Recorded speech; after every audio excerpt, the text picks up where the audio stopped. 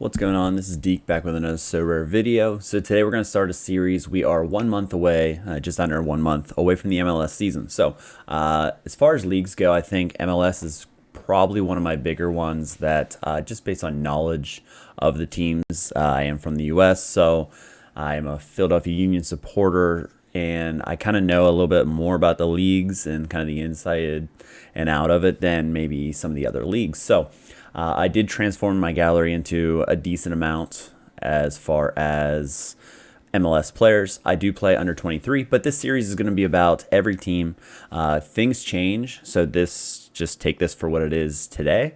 It could change tomorrow, as definitely some things are in the mix and changing up lineups, things like that. So before I start, Sorare USA at Sorare USA, that's where the depth charts are from. I kind of use those as a starting point. Then I created what you see here as far as the graphic, just based with the cards for these players. So these are what I think, and kind of going off his depth charts, and basically I just do Twitter searches and kind of put together what I think this team could possibly go and look like.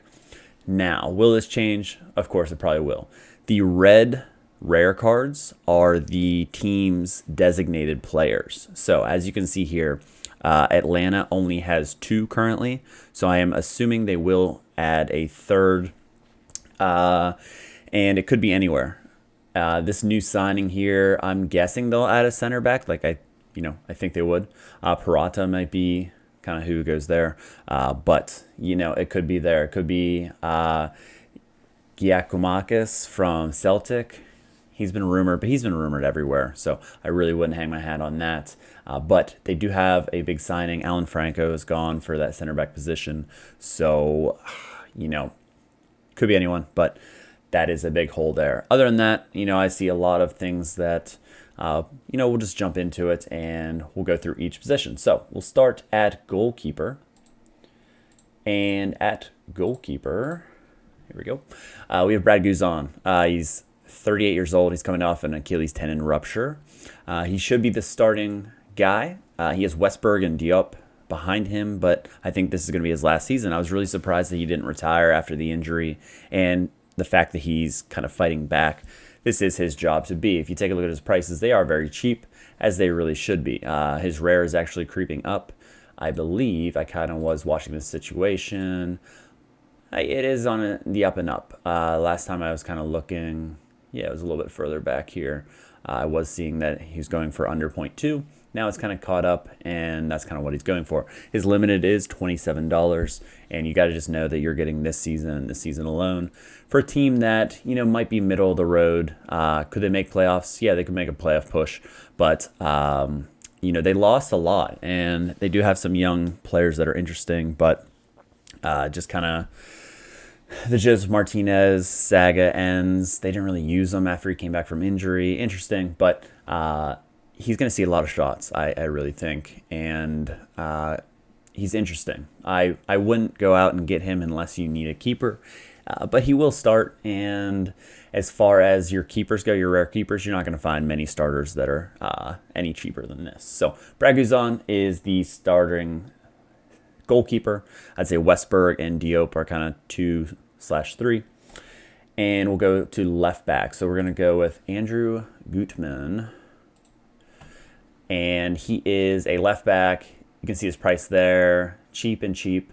As far as his scores last year, he did have some really upside scores towards the end of the year there. So you see he did play a little bit of center back. He scored here.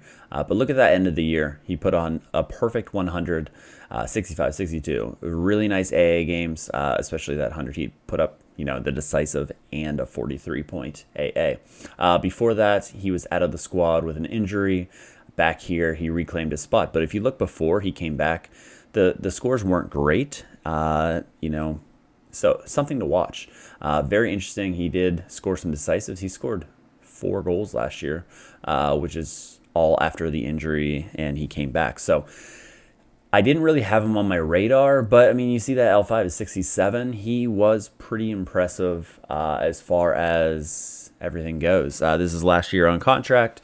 So as far as his limited, $11 for his limited, might be a guy that, he can have some upside games. Those are pretty solid scores for a left back that, I didn't really peg as, even looking at. So one part of the series, this kind of helps me go through my process as well. I mainly only play one under 23, so I'm basically just looking at those guys, but kind of helps me get a little bit about every team.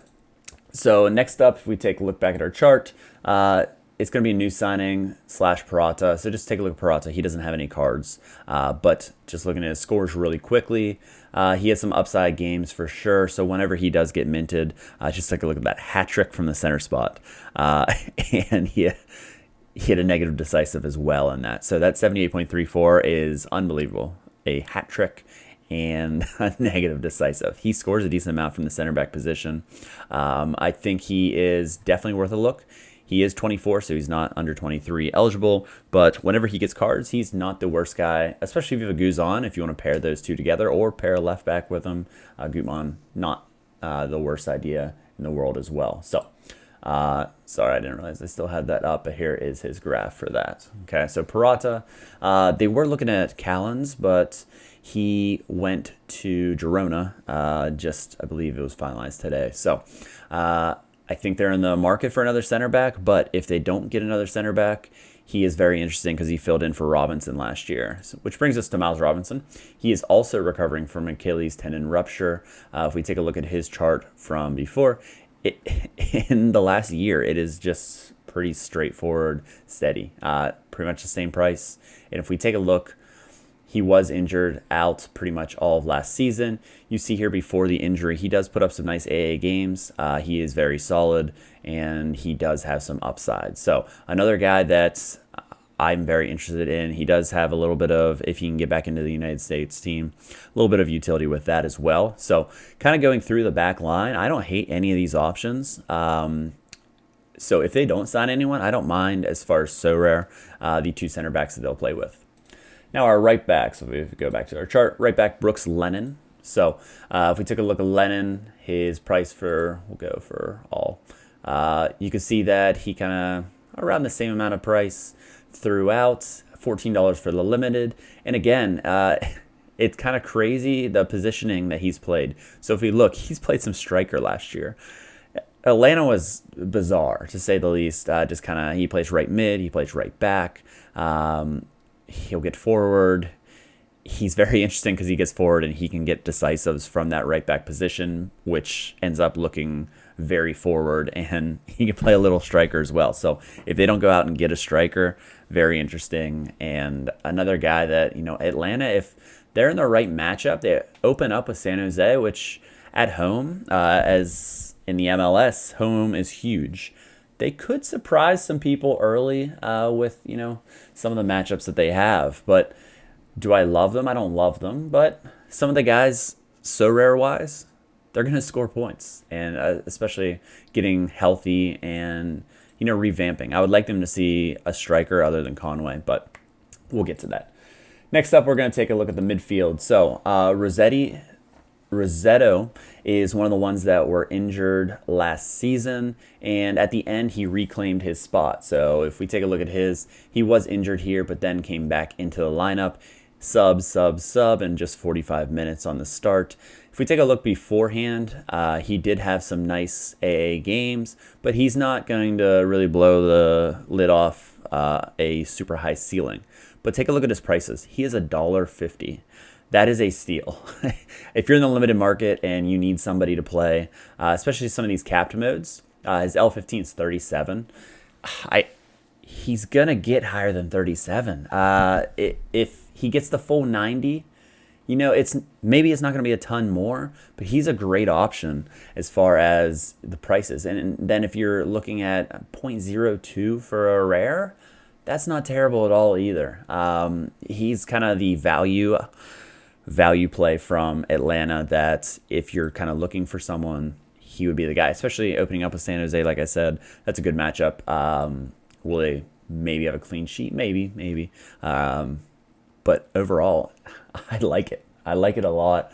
And his partner there was Santiago Sosa.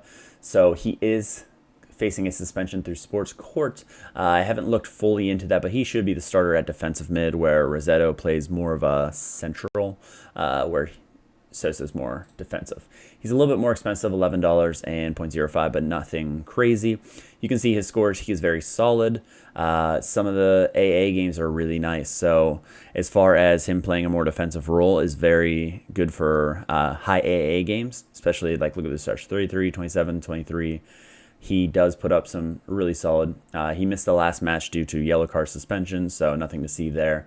And, he kind of was out of the squad. I believe that was an injury, came back and slowly worked his way back in. And then just definitely want to look at that. I didn't look too much into that as far as his suspension, how long that is. But I do think he will make his way into the starting 11 whenever he is back into the squad. All right, so now let's get to the more attacking-minded guys. So one of their pickups here is our left mid, and that is Etienne Jr. coming over from Columbus. So if we take a look at his graph, let's go to all. He used to go 4.04, fell off a cliff, and he's kind of been on the up and up, you could say, from further on. $11 for his price. Take a look at the end of his season with the Columbus Crew. He does have goal scoring ability, and he can set things up. So his last 3 matches, beautiful games. He was taken off after 41 minutes in the last one. But you see he is kind of dependent. He does have some AA games at times. He is probably going to play that left attacking midfielder role for this team, and it's a really solid pickup for the team. He does have the upside. He does, as long as they're scoring goals. I think he will factor in on a decent amount of goals this season for Atlanta as far as that. So he is another cheap guy. These guys aren't very expensive. We will get into our next player who is expensive. But as far as if you're building a limited American team, there's a lot of value to be had on Atlanta. So definitely interesting. So we'll get to one of our designated players here. As you can see, our center attacking mid, Thiago Almeida. And he is an absolute stud. So if we take a look at his price graph, he spiked a decent amount. Look at that, 0.3 for a limited. Now his rare goes for 0.2 more than that. That was part of the the boom. But he has come down in price a little bit, and I really think he is poised to have a huge year. If that, I know the floor is right there and is 0.52 as far as like the last 3 days. If it keeps coming down, I will be buying him. If I have extra ETH, I'm in like a goalkeeping situation right now. But if we take a look back to last season, he does put AA games. Anytime he scores or has an assist, it bumps it up. He has 83, 86, 80. He was unbelievable at times, and he's only going to get better. He's only 21. He is turning 22 in April, so he has that under 23 eligibility until 2025. So if I would buy anyone as far as the upside, I know he's more expensive, way more expensive than all the other players. He's the guy. So if you have an Atlanta United stack, he has to be in it because whenever they go off, he is probably going to be providing the assists, the set pieces, as far as getting them going. So Almeida has to be in that. And brings us into our next DP. So designated player number 2 is Luis Araujo. And his price is expensive-ish as well as far as the rest of the team. So these are the 2 guys, and they're designated players, so it makes sense. Especially, again, I keep saying about San Jose, that first match, they might all go off in that. San Jose is kind of in the mix of a keeper situation with Marcinkowski maybe losing his job with the Brazilian coming in. We'll see. But take a look at his. He does hit upside. It's just kind of, it's boom or bust-ish. He does have some times where he has AA games that are big, but he's got to hit that decisive, and that's with a lot of attackers. As far as the health, once everyone gets back with Atlanta and they maybe go out and get a striker, like say they add a striker, I would have liked to see, I wish Joseph Martinez was still here, to be honest. I know he isn't like the same guy from a few years ago, but I really like kind of if they would just start him and go through it that way. I really think it's a really solid team. So you take a look at the scores, he does have the upside, but he does have kind of like the right down the middle scores that won't kill you, but won't win you any podiums or anything like that. So a little bit higher in the price. I I don't know. I'm not a huge fan, which brings me to my last player, and that is Jackson Conway. So there is rumor about striker coming in. If I was them, I would definitely do that. They have like Dom Dwyer on the squad as well. But if we take a look at Jackson Conway, he is under 23, 21 years old, just turned 21, and he doesn't have much to his name as far as playing much. He was a sub a couple times, but as of now, I feel like he's going to be the starting striker. At least that's what I have so far. I don't see him starting the year as a starting striker. So I know he's pretty cheap, but it's hard to see him being the striker that they go with. Could I be wrong? Yeah, absolutely. They maybe aren't able to bring someone in right away, and he plays that first match and maybe gets off with a flying start and a goal, and his price goes way up. I do think there's some room on that price, but I won't be buying Jackson Conway. Like I said, I'd rather have some of the other guys that are value, and like Rossetto provides a nice value, but Conway is there and a decent value. If they don't bring anyone in, I would wait, and his price will go up a little bit, but some interesting options.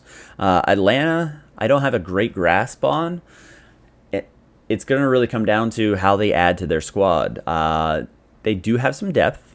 I like their center backs. If they get a new guy or Parata is fine for me. As long as Lennon, keeps getting forward. They have some attacking-minded players who are very solid. They're not the best team in the league by any means, but I think they could push for a playoff spot, and that's kind of the range that I have them at. I don't see them winning the MLS Cup, but I think they'll be in the mix, and as long as they don't have a horrendous start, in which some of these matchups aren't the worst thing in the world, they get some home games early.